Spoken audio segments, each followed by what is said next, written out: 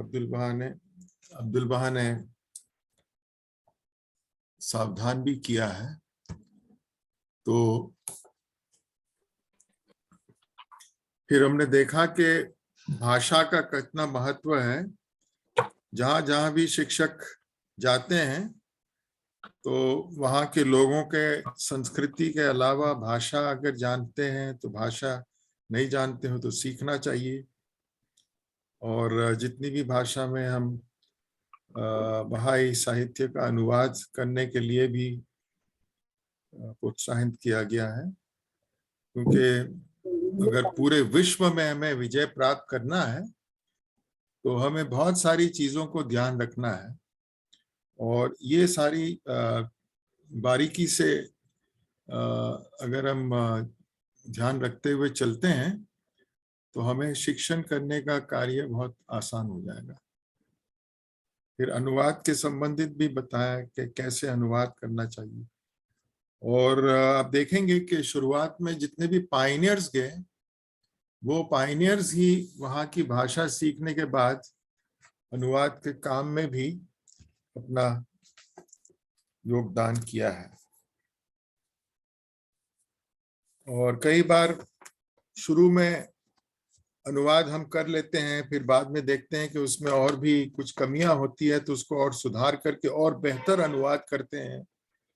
जैसे अंग्रेजी में बहुत समय के लिए, बहुत दशकों के लिए अनुवाद तो थे, लेकिन जब शौकी अफेंदी का शासनकाल शुरू हुआ तो उन्होंने देखा कि खास करके बहाउल्लाह की प्रकटीकरण को और बेहतर तरीके से प्रस्तुत किया जाए। और चूंकि वो स्वयं अब्दुल बहा ने उनको ट्रेनिंग के लिए प्रशिक्षित करने के लिए मार्गदर्शित किया था, और दूसरे भी भाषाओं में भी ऐसे हुआ। शुरुआत में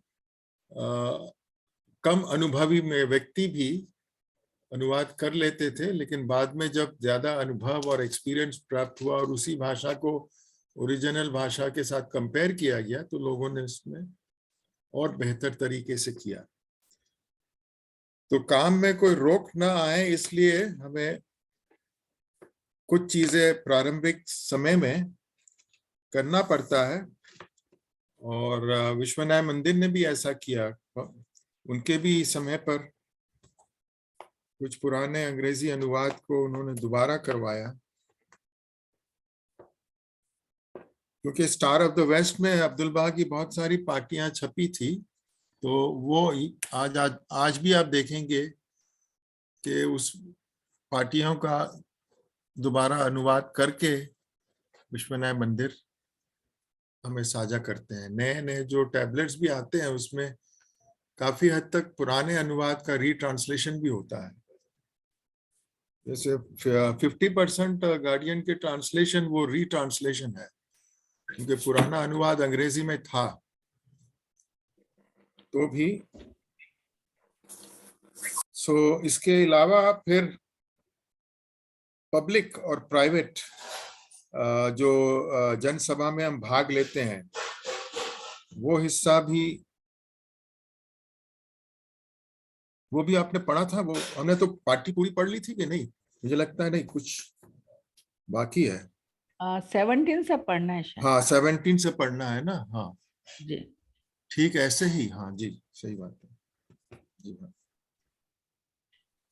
हाँ हाँ, star of the west. Okay, तो आप पढ़ना चाहेंगे श्रीमती जैनब जी? हाँ देखिए, पढ़ लेती हूँ। अच्छा जी, प्लीज।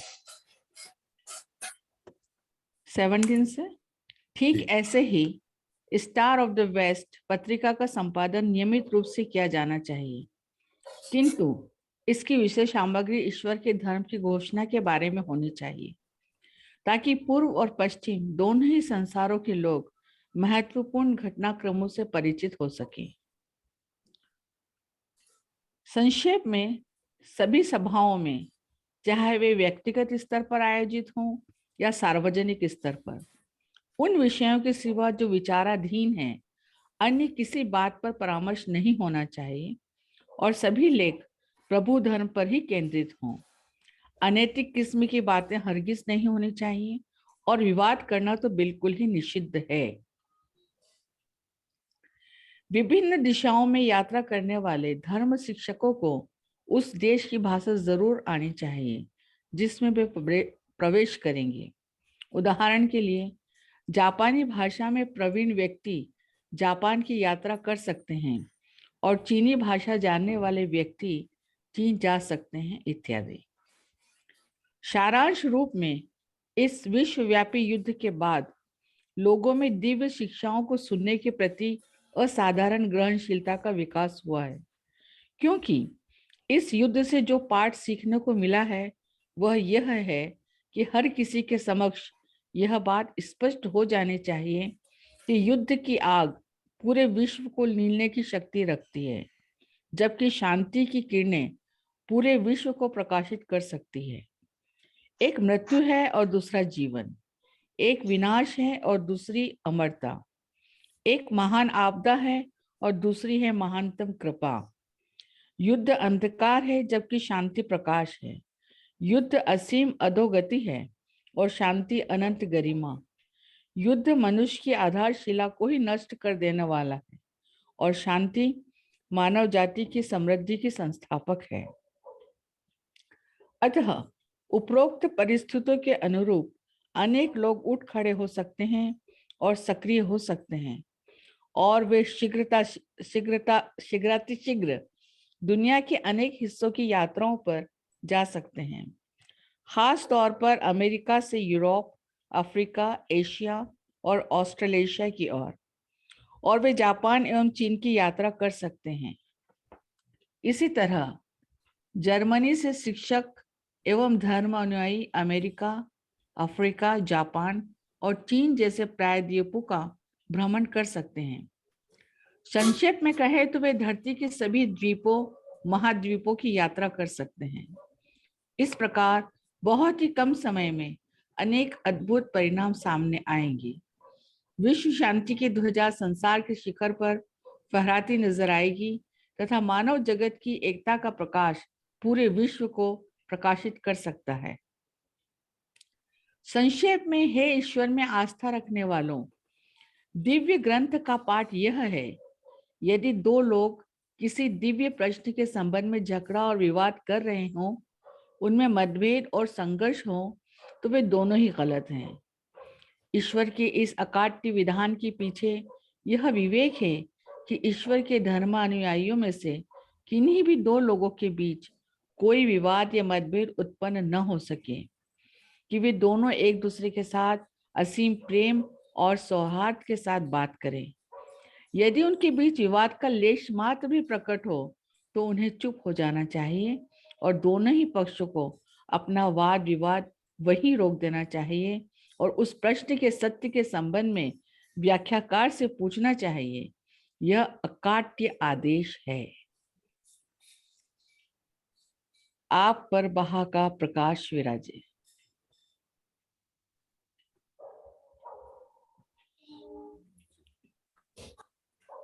तो साथीगण, प्रार्थना के पहले थोड़ा परामर्श करते हैं। स्टार ऑफ द वेस्ट तो आप जानते हैं कि वो उस समय मैगजीन छपता था। उस समय अंग्रेजी और फारसी दोनों में बहाई गतिविधियों के बारे में अब्दुल बहा की तरफ से मार्गदर्शन अगर प्राप्त होता था, कभी कुछ पायनियर्स या ट्रैवलिंग टीचर्स के रिपोर्ट्स होते थे या कुछ कहानियां भी होती थी, तो इसके बारे में भी लिखा है कि इसको जारी रखना चाहिए। और फिर हमारे मीटिंग्स में किस तरीके से हमारे वार्तालाप का विषय, और हमें सावधान किया जा रहा है कि कोई फालतू फालतू यानी बेमतलब विषय को न लाया जाए, बट हमारा पूरा फोकस प्रभु धर्म की शिक्षाओं पर हो और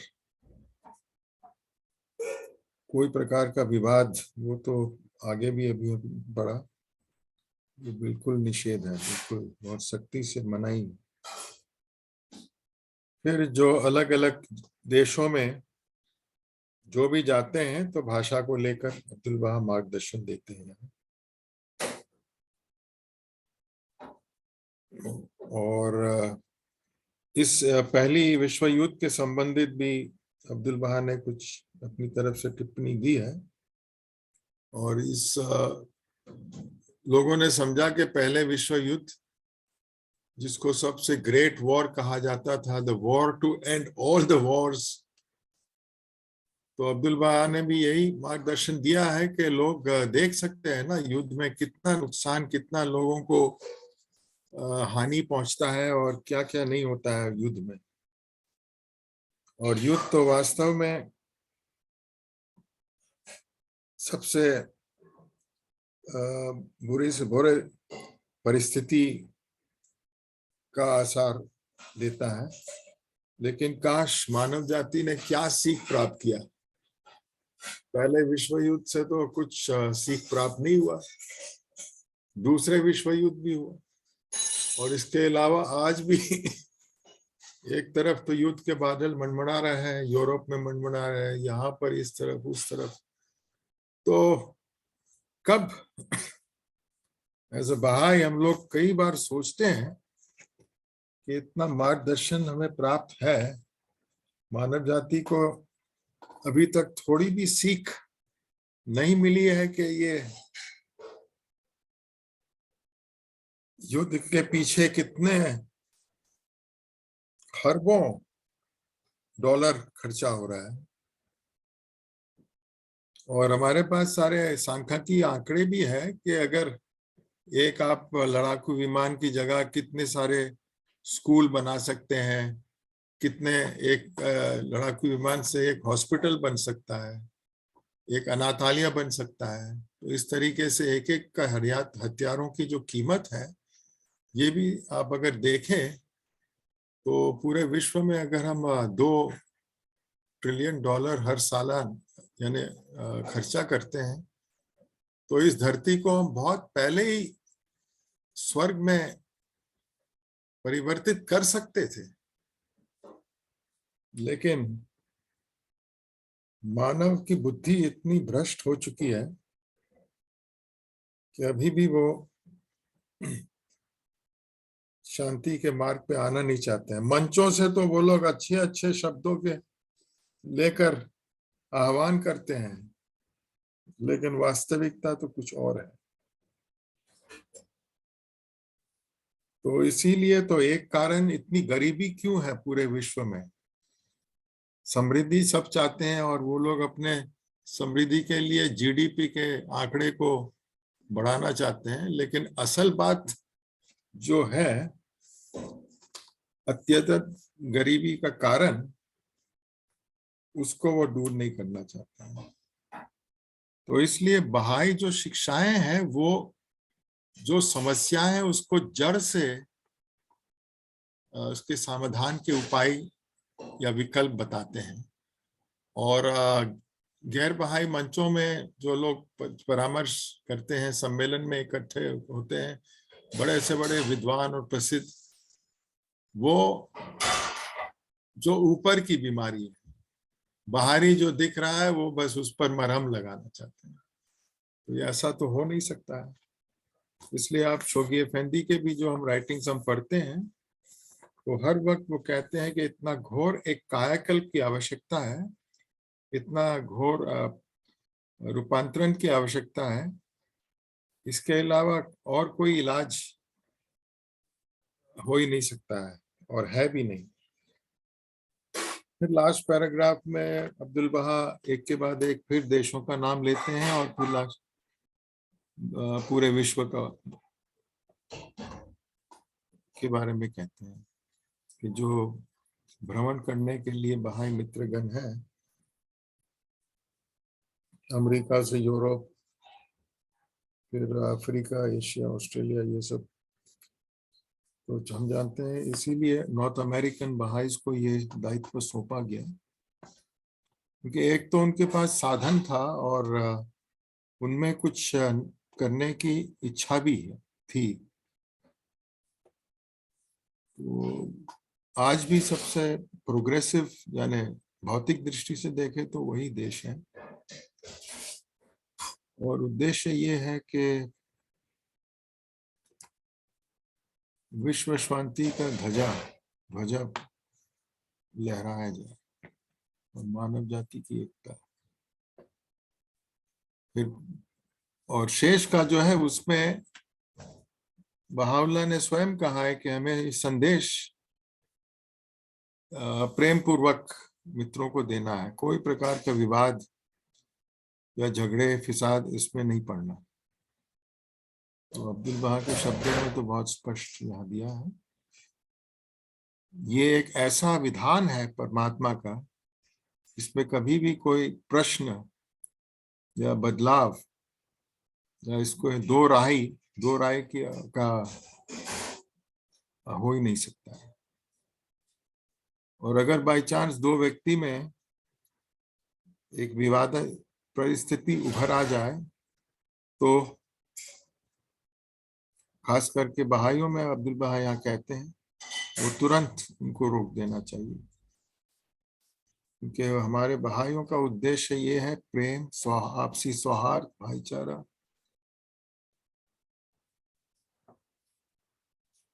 So this is the command, irrefutable command. जी साथीगण, आपकी कोई प्रतिक्रिया, प्रश्न, कोई आपके विचार साझा करने हो इस पार्टी नंबर 8 पर आप कर सकते हैं। और जो 3 शर्तें हमें बताया गया था वो याद है ना आपको? पहला था संविधान में विविधता, फिर आप मित्रों के बीच में एकता, और तीसरा था कि हमें हर वक्त प्रयत्न करते रहना चाहिए कि कैसे हम ये संदेश दें और हर प्रकार के मोह या कोई चाह से को छोड़कर बिल्कुल अनासक्त होकर। और फिर ईसा मसीह ने भी जो कहा कि तुम्हारे पैरों से, और ये क्योंकि कोई भी जगह हम जाते हैं तो फिर वहां उस जगह को छोड़ने के पहले अपने पैरों को भी झटकने के लिए कहा जाता है। तो उस धरती की मिट्टी भी न चिपका रहे, यानी कहने का तात्पर्य है कि हमारा हृदय इतना अनासक्त है कि हमें सिर्फ प्रभु का सानिध्य चाहिए और कुछ भी नहीं। ये जो दो व्यक्तियों के बीच विवाद है, हाँ, ये दैवीय मामलों में, डिवाइन मैटर्स में है या किसी भी मामले में विवाद हो, ईश्वरीय प्रश्न हो, आध्यात्मिक प्रश्न हो, इसका विवाद या कोई भी विवाद? बहाउल्लाह ने अपनी अंतिम वसीयत नामे में कहा है, तो वो कोई भी प्रकार, यानी विवाद है, हमें कोई भी विषय को लेकर विवाद नहीं करना चाहिए। मैं ये समझ पाया हूँ। और कोई हमारे साथी? एक्चुअली मेन पर्पस यही है कि अनेकता का कारण ना बने। कोई भी चीज आप ऐसा मत करो जिससे कि मतभेद उत्पन्न हो, मनमुटाव हो या अनेकता का कारण बने। तो साफ लिखा है कि चुप हो जाना चाहिए, या फिर अगर नहीं समझ में आ रहा है तो हमारे पास राइटिंग्स हैं, उसको रिफर करना चाहिए कि ऐसे विषय में क्या कहा गया है भाईजा में, उसको फॉलो करना चाहिए। हाँ बिल्कुल, ये आपने अच्छा स्पष्टीकरण दिया। तो ये कहना तो आसान है, लेकिन समाज में और कभी कभी परिवारों में बहुत भी मुश्किल है। बहुत मुश्किल है। जी। भाई बहनों में भी होता है, हस्बैंड वाइफ में भी होता है, माता पिता और बच्चों के बीच में भी होता है। और कभी कभी तो बहुत छोटी छोटी बातों को लेकर वो उलझ जाता है। तो लेकिन कभी कभी मुझे ऐसा लगता है जैसे कि अभी भी, वैसे तो बहाउल्लाह ने कहा है equality of man and women के बारे में, लेकिन कहीं जगह राइटिंग्स में जो दिया गया उसमें कभी कभी ऐसा महसूस होता है कि नहीं, अभी भी औरतों को अधिक सहन करने का मतलब आदेश दिया गया है। क्योंकि लाइट ऑफ गाइडेंस में लिखा हुआ मैंने पढ़ा था कि पति चाहे कितना भी क्रूर हो और वाइफ को चाहिए कि उसके साथ बहुत ही प्रेमपूर्ण मतलब व्यवहार करे। तो कितना इट इज वेरी डिफिकल्ट कि मतलब एक वन वे चलना तो बड़ा मुश्किल होता है, लेकिन लिखा है तो यू विल हैव टू। अगर आप बर्दाश्त करने हाँ, की भी और सीमा एक होती जगह, है। और जब प्रेयर्स की भी बात आती है तो प्रेयर फॉर हस्बैंड है, प्रेयर फॉर अच्छा। वाइफ नहीं है, तो इसका भी मुझे थोड़ा सा वो है कि भाई ये वजह क्या है। तो नहीं, कहाँ है प्रेयर एक, फॉर, हाँ, प्रेयर फॉर वाइफ स्पेसिफिकली तो मैंने भी नहीं देखा है, बट हैंडमेडन्स है महिलाओं नहीं के वो लिए। अलग चीज है, वो हाँ, हाँ अच्छा, वो वो अलग है, अलग हाँ, बात है लेकिन वो ये, हाँ, कुछ, जी, कुछ ये प्रेयर्स जो इसका है इसका लोगों थोड़ा सा को, स्पष्टीकरण करें आप थोड़ा सा। हाँ, एक्चुअली बहुत सारे जो प्रेयर्स हैं बहाउल्लाह के अलग अलग पार्टियों में से ही लिया गया है। और जो प्रेयर फॉर हस्बैंड है, एक बहाई महिला ने, अब्दुल बहा ने लिखा था, क्योंकि उनके पति बहाई नहीं थे और वो बहाई थी। तो फिर अब्दुल बहा ने कहा कि ठीक है, उनके लिए तुम ये प्रार्थना करो। तो फिर इस तरीके से ये प्रचलित हो गया, प्रेयर फॉर हस्बैंड। बट वो एक व्यक्तिगत परिस्थिति को देखते हुए अब्दुल बहा ने ये प्रार्थना दी, उन्होंने इसका मतलब कोई विशेष, जी, हाँ, कोई पुरुष नहीं गया कि अब्दुल बहा के पास, उसकी बीवी इतनी परेशान थी। हाँ, हाँ, अगर कोई हस्बैंड कहते हैं कि मैं बहाई हूँ, मेरी वाइफ बहाई नहीं है, आप मुझे कुछ हेल्प कीजिए, तो हो सकता है अब्दुल बहा प्रेयर फॉर वाइफ भी देते। वाइफ भी दे देते। प्रेयर फॉर प्रेग्नेंट लेडी हाँ है, वो तो इट जी, इज देयर या। यस। सो चलिए ये तो एक वो तो इस बात थी। समय, हाँ। हाँ, जैसे बहुत सारे भाई पूछते हैं कि अब्दुल बहाउल्लाह के राइटिंग्स में कृष्णा और राम, और भगवान राम और भगवान कृष्ण का कुछ नहीं आ रहा है, भगवान बुद्ध का भी नहीं मिल रहा है। तो उस जमाने के जो बहाइस थे वो लोग उस इलाके के थे, यहाँ से कुछ लोगों ने पूछा नहीं, तो इसलिए इसलिए ये उसका नहीं जिक्र भी आया। नहीं है। हाँ। जी, हाँ, जैन धर्म के बारे में किसी ने नहीं पूछा, सिख धर्म के बारे में किसी ने नहीं पूछा। तो वो परिस्थिति के हिसाब से है, लेकिन बहाई शिक्षा विश्वव्यापी है, ये हम बार बार हम दोहराते हैं। इसलिए बहाउल्लाह कहते हैं कि जितने भी पवित्र ग्रंथ है उसमें आज के दिवस के बारे में भविष्यवाणी है। तो हम इस आस्था के साथ लोगों को समझा सकते हैं कि व्यक्तिगत रूप से कोई ऐसे स्पेसिफिक प्रश्न नहीं होने के बावजूद इसका अर्थ ये नहीं होता है कि आपके लिए हमारे इस धर्म की शिक्षाओं में कोई जगह नहीं है, या आप भी इस धर्म के छत्र छाया में नहीं आ सकते हैं।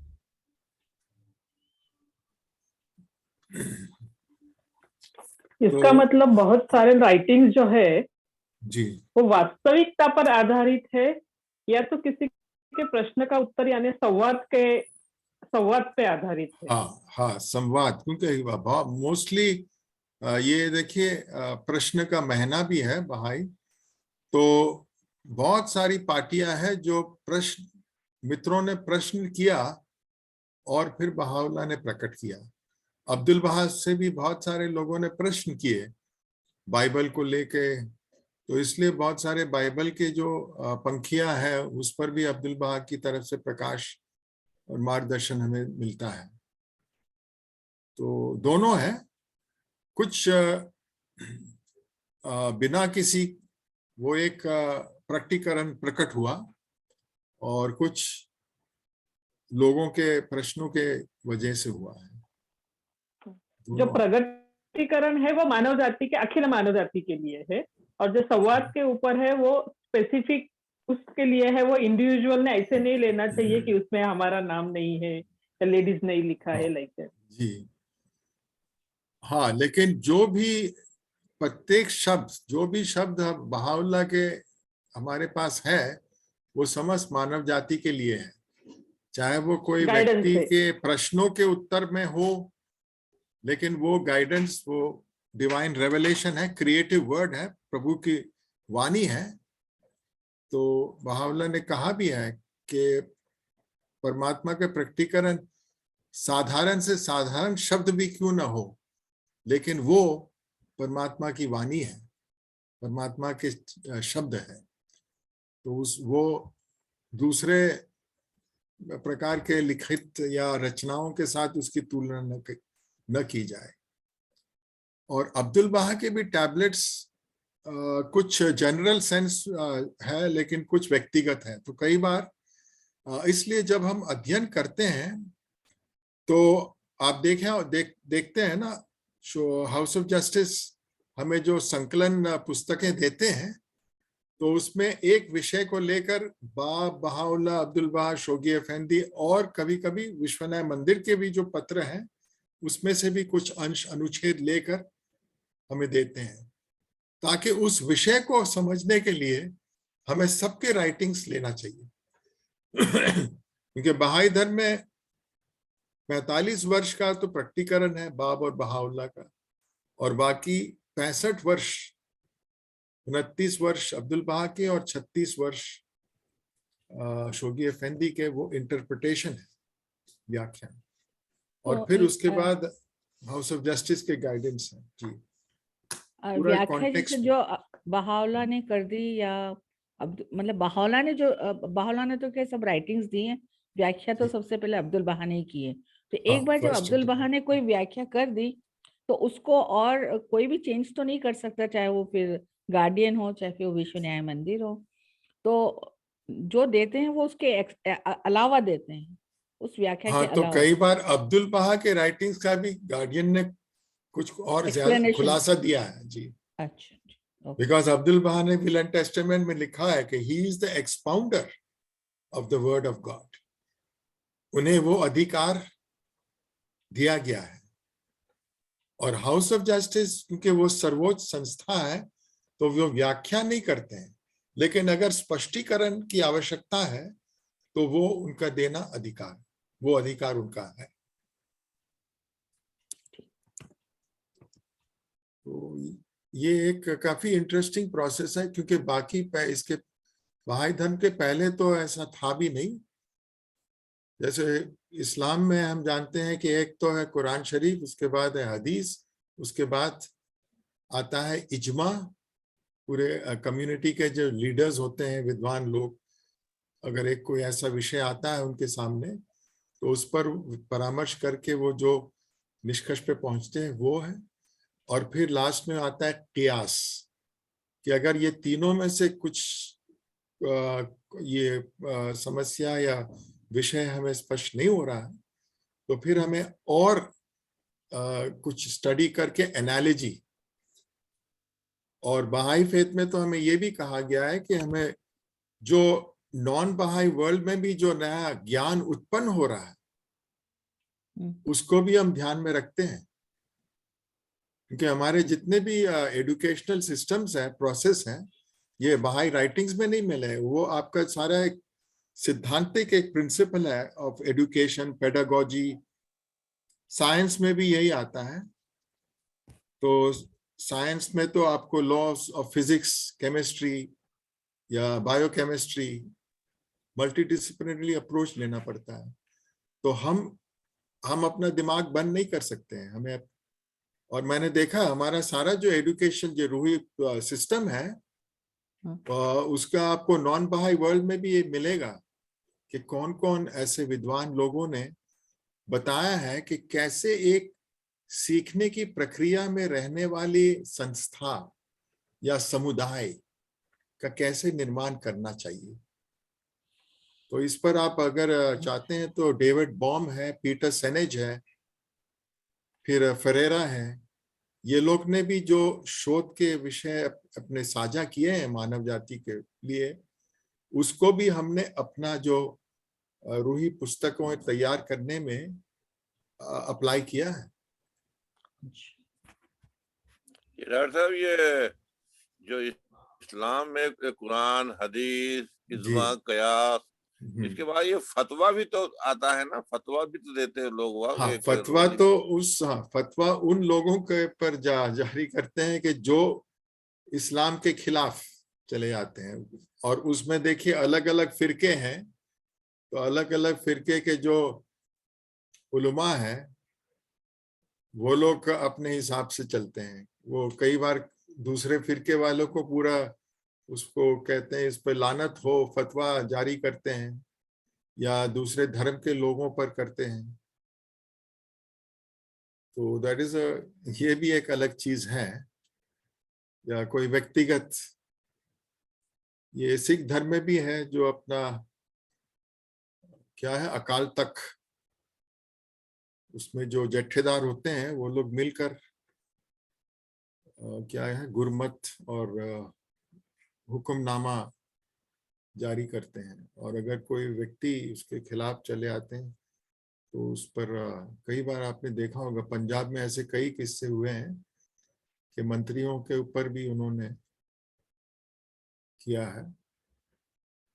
ये नहीं, ये रूलिंग हो गई, रूलिंग है। हाँ, ये रूलिंग हो गई, चूंकि वो जो धर्म की जो लीडरशिप है, वो लोग ने अपने लिए ये अधिकार बनाया है ताकि वो अनुयायियों को भी सावधान करें और सबको सही मार्ग पे चलने के लिए एक मापदंड भी देते हैं। तो बहाई फेथ में भी है, हमारी जो प्रशासनिक व्यवस्था है उसमें भी ये सारे नियम बने हुए हैं। और बहाइस में ये क्या है कि उद्देश्य है उनको सीख प्राप्त करने के लिए अवसर देना। मुर्शन साहब, ये ओनली 1 मिनट। ओ अच्छा, ये प्रार्थना तो बहुत हाँ, बड़ी प्रार्थना है। कर आज लिए। तो नहीं, आज नहीं हो पाएगी, बहुत बड़ी ओहो, है। अच्छा अच्छा, नहीं, वो सॉरी। फिर उसका हाँ पढ़ेंगे और अगले- बंद हो जाएगा। हाँ, परसों हाँ, ये प्रार्थना लंबी है, तब तो परसों पढ़ेंगे। ओके, हाँ, इस पर भी। अच्छा, ये और पूरे किसी मित्र को 1 मिनट। युद्ध के बाद की लगती है, बिल्कुल अब्दुल भाई ने जो दी है। हम्म। ये वाली जो प्रेयर है युद्ध होने के बाद की हाँ लिखी हुई जी, लगती है। आपके जी हाँ हाँ, 2000 पूरे ये युद्ध के दोनों। बारे में, 1912 के बाद। क्योंकि 1914 से 18 तक चला और ये पार्टियां 16 और 17 में रची गई। जी जी। अच्छा।